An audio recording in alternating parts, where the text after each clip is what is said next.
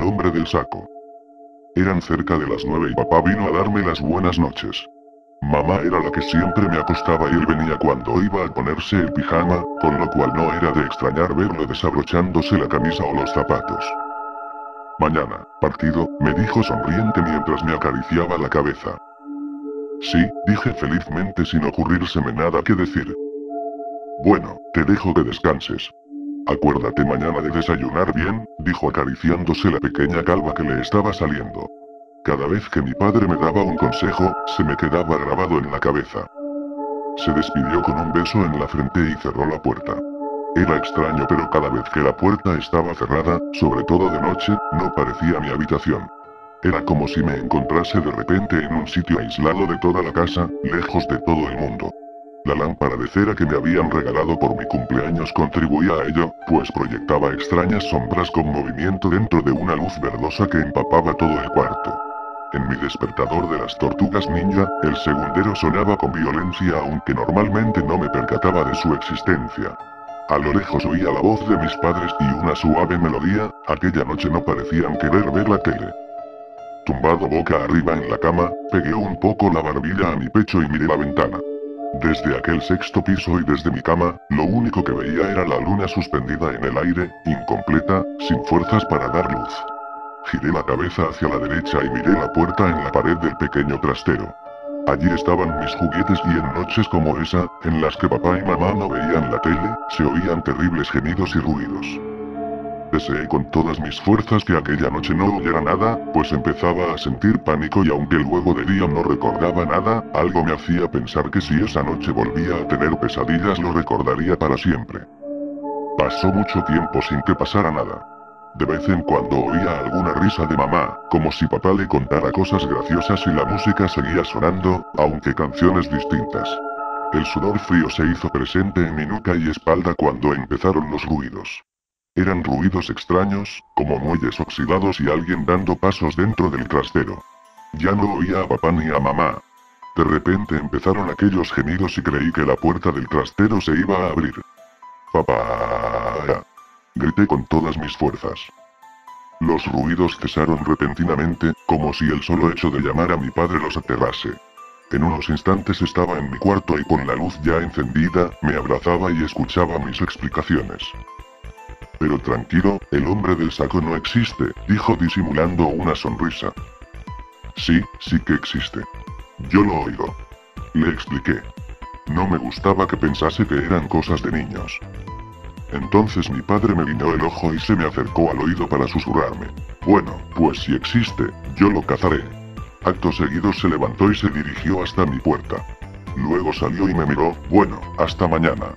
Recuerda que los monstruos no existen, dijo en voz alta. Luego volvió a entrar en mi cuarto sin hacer ruido y cerró la puerta. Se sentó en la esquina de la pared de la puerta y la del trastero y se llevó el índice a los labios, indicándome que guardara silencio. Todo parecía un juego para él. La lámpara de cera volvió a hacer de las suyas. Esta vez ya no se oía la música y por supuesto tampoco hablaban papá y mamá. Todo era un escandaloso silencio, a excepción de mi despertador que no hacía más que acelerar mi pulso. Tic-tac, tic-tac, tic-tac, tic-tac. La luna aparecía y desaparecía tras mis párpados y estos parecían más pesados cada vez. Pero cuando estaba a punto de dormirme, los ruidos comenzaron una vez más y miré con los ojos como platos a mi padre. Papá no me miró pero puso la cara que ponía cuando el mando de la tele no funciona. Se puso de pie y dio 2 pasos, hasta quedar delante de la puerta del trastero. Los gemidos empezaron y mi padre, sin pensárselo 2 veces, abrió la puerta del trastero. La luz de la lámpara de cera no parecía entrar en el trastero y la oscuridad era más recalcada en él. Al abrir la puerta, los ruidos se agigantaron un poco y yo comencé a estremecerme en la cama. Papá se giró y puso de nuevo el índice delante de su sonrisa, como si no quisiera que lo sorprendiesen porque estaba a punto de gastar una broma. Entonces algo brilló dentro del trastero y escuché un pequeño silbido. Un segundo después, la cabeza de mi padre, desprendida del cuerpo, chocaba contra la lámpara de cera, haciéndola añicos y todo se envolvió en oscuridad. Fui incapaz de reaccionar, me quedé petrificado mirando la forma negra en el suelo que era la cabeza de mi padre. En la penumbra empecé a escuchar un goteo y pensé que era de sangre. Algo salió del armario y al andar hacía aquellos ruidos extraños que se oían en el trastero y resonaban con estrépito en mi cabeza. Avanzó hasta donde yo miraba, cogió la cabeza de mi padre y la metió en un saco que arrastraba y donde parecía llevar otras cabezas. Luego volvió al trastero haciendo los mismos ruidos y cerró la puerta tras de sí.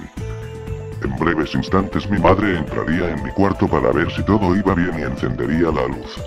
No tenía ni idea de cómo explicarle lo que había sucedido. El barril de ron. Según me contó mi abuela, en la casa donde ella vivió de pequeña se contaba que cuando los anteriores inquilinos, un matrimonio, la compraron encontraron en la bodega unos antiguos barriles vacíos de roble utilizados para la conservación de licores. Aquella familia, sorprendida, decidió cortarlos por la mitad y así aprovecharlos como macetas para las plantas del jardín, pero entre todos encontraron uno que todavía estaba totalmente lleno de licor, así que lo pusieron de pie y pidieron a un bar cercano los utensilios necesarios para poder abrirlo. La bodega se llenó de un fuerte olor a ron. En aquella época encontrar un barril de más de 100 litros de ron era algo increíble, ya que no estaba al alcance de todos poder disfrutar de un buen ron. Pues bien, decidieron aprovecharlo y beber de ese delicioso licor que habían descubierto por casualidad.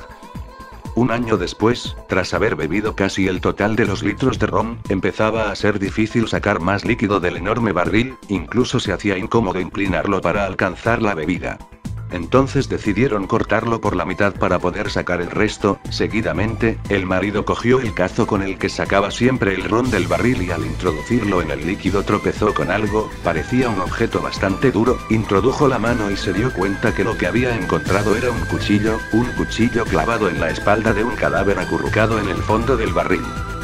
Mi abuela cuenta que puede ser cierto, ya que antiguamente los barriles eran transportados en los barcos y las personas que morían fuera de su país de procedencia, y querían ser enterrados en su lugar natal, eran enviadas dentro de algún tipo de licor, ya que era muy efectivo para la conservación de los cuerpos sin vida.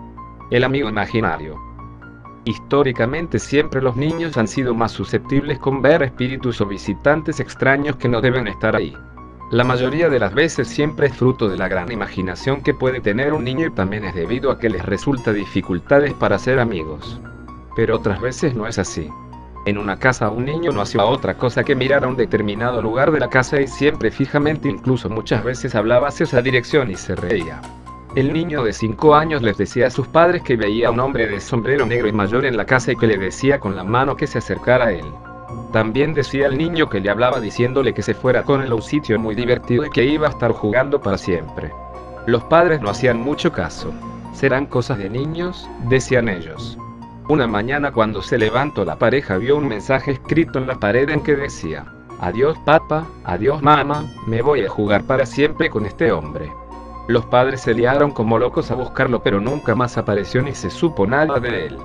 Ya sabéis, casi siempre el amigo imaginario es imaginario, pero otras veces no. La puerta maldita. Un día en una mañana como a las 7:00 am, escuché a mi gatita maullar. Siempre que se quería meter maullaba y la metíamos, pero bueno, entonces me desperté, fui al baño y escuché a mi gata maullar. Bajé de pronto por las escaleras, en eso me di cuenta de que la puerta estaba cerrada, en eso tomé las llaves y las metí, la giré y la abrí. Estaba lloviendo, no era una lluvia tan fuerte sino tranquila, no estaba chispeando, sino estaba tranquila, en eso siempre que maullaba estaba enfrente de la puerta pero ahora no estaba. Empecé a llamarla. Kiri.